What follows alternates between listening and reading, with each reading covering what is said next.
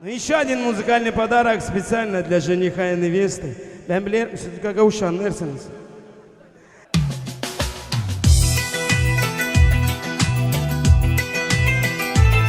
Не слышно! Молодежь! Hadi bakalım! Gün çıktı yalabadı.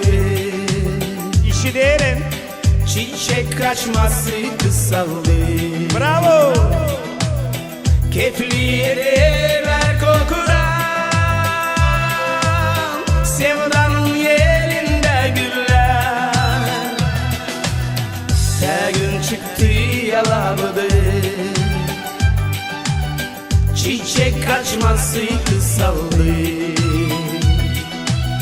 Kefli yediler kokudan. Sevdanın yerinde güller. Hadi bakalım!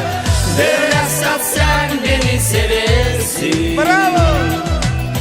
Susuz yanarım her gece. Duruk çeşmeye sen benzersin. Жених поет. Canım kopar gülüşüne. Повернись, бой! Biraz sat sen beni seversin.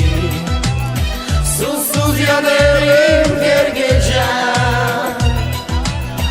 Duruk çeşmeye sen benzersin. Geline bak! Canım kopar gülüşüne. Bravo! Biraz sat sen beni seversin. Bravo! Susuz yanarım her gece. Duruk çeşmeye sen benzersin. Сейчас невеста будет петь. Canım kopar gülüşüne. Давай, давай, не стесняйся. Biraz sat sen beni seversin.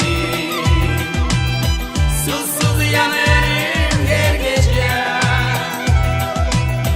Duruk çeşmeye sen benzersin. Canım kopar gülüşüne. Горько молодые!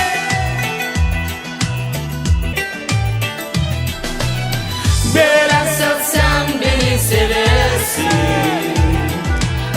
Susuz yanarım her gece. Duruk çeşmeye sen benzersin. Браво! Canım kopar gülüşünden. А теперь на русском. Но только ты меня так любишь, что жажда мучает меня. Это для вас. Ты как родник воды той чистой, и сердце бьется для тебя. И сердце бьется для тебя. Спасибо! Спасибо! Спасибо большое, спасибо огромное. Заслуженный артист Молдовы Петр Петкович. Аплодисменты, пожалуйста, спасибо.